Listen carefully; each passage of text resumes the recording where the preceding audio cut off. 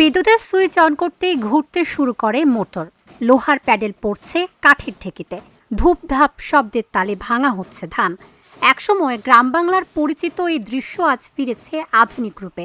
মানিকগঞ্জের ঘিওর উপজেলার কুন্দরিয়া এলাকায় এমনই এক আধুনিক ঢেকি ঘর গড়ে তুলেছেন আক্তার হোসেন, যিনি হারিয়ে যাওয়া ঐতিহ্যকে প্রযুক্তির ছোঁয়ায় নতুন রূপ দিয়েছেন। করোনাকালীন হৃদরোগে আক্রান্ত হন মানিকগঞ্জ জেলা পরিষদের গাড়ি চালক আক্তার। চিকিৎসকের পরামর্শে বাজার থেকে লাল চাল কিনে প্রতারণার শিকার হওয়ার পরই বদলে যায় তার জীবনের ভাবনা। ইউটিউব দেখে অনুপ্রাণিত হয়ে 2020 সালে নিজ উদ্যোগে স্থাপন করেন বৈদ্যুতিক ঢেকি। শুরু হয় পুষ্টিকর ও ভেজালমুক্ত লাল চাল উৎপাদন।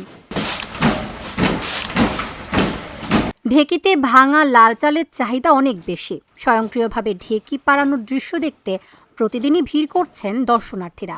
এখানে আসছি আপনার এদের যে ঢেকি ছাড়া চালটা এটা দেখার জন্য আর কি, যে আসলে কীভাবে এখানে করতেছে। আগে যেভাবে করতেছে আমরা দেখতাম আর কি, সেভাবেই আছে, এটা যন্ত্রের সাহায্যে হচ্ছে আর কি।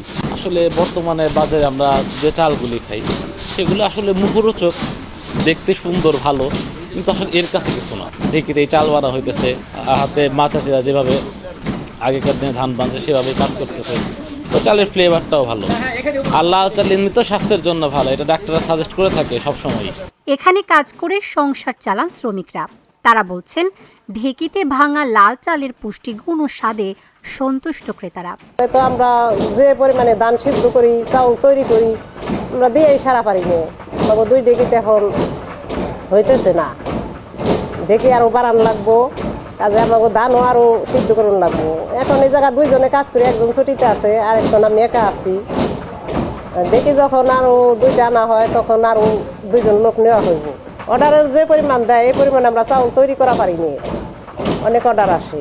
অনলাইনের মাধ্যমে মানিকগঞ্জ সহ দেশের অন্তত 45টি জেলায় লাল চাল সরবরাহ করছেন আক্তার হোসেন। তবে আর্থিক সীমাবদ্ধতায় চাহিদা অনুযায়ী উৎপাদন বাড়াতে পারছেন না। আমার উৎপাদন হয় 150 কেজি, চাহিদা 250 কেজি। আমি ওই ঢেকি বাড়ানোর চিন্তা ভাবনা করতেছি, কিন্তু অর্থনৈতিক সংকটে আমি বাড়াইতে পারতেছি না। আমি গভর্নমেন্টের কাছে আমার আকুল আবেদন, আমি যদি কিছু টাকা ঋণ পাইতাম বিনা সুদে, তাহলে হয়তো আমি আরও 2টা ঢেকি বাড়াইতাম, আমি গ্রাহকের সেবা করতে পারতাম। আর এখানে বিশেষ করে আমার মতো একজন মানুষ দিয়ে 3-4 জন লোকের কর্মসংস্থান হয়েছে। লাভই তো বড় কথা না, এখানে 3-4 জন মানুষের কর্মসংস্থান হয়েছে, এই জন্য আমি গর্বিত। গ্রাম বাংলার হারিয়ে যাওয়া ঐতিহ্য আর আধুনিক প্রযুক্তির মেলবন্ধনে নতুন সম্ভাবনা তৈরি করেছেন এই উদ্যোক্তা। এখন প্রয়োজন সরকারি পৃষ্ঠপোষকতার, তাহলে এই দেশের ঘরে ঘরে পৌঁছাতে পারে পুষ্টিকর ঢেকিতে ভাঙা লাল চাল। Dhaka journal, news desk.